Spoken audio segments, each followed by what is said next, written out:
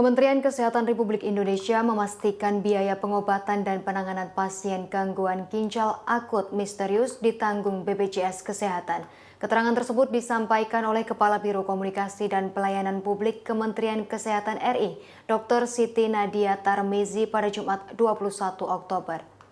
Pembiayaan pengobatan pasien penyakit misterius itu ditanggung BPJS. Siti Nadia mengatakan pengobatan ditanggung sesuai kelas kepesertaan yang diambil.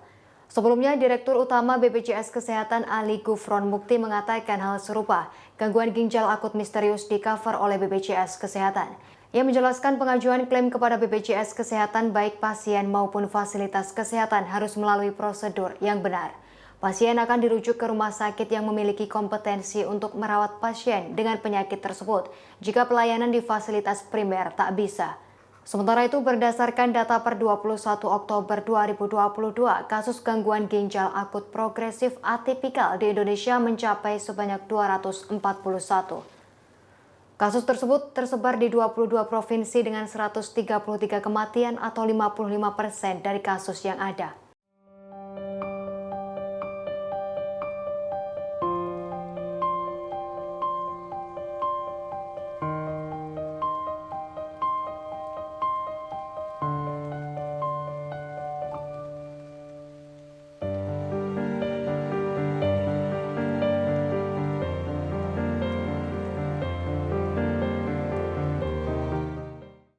Terima kasih sudah nonton.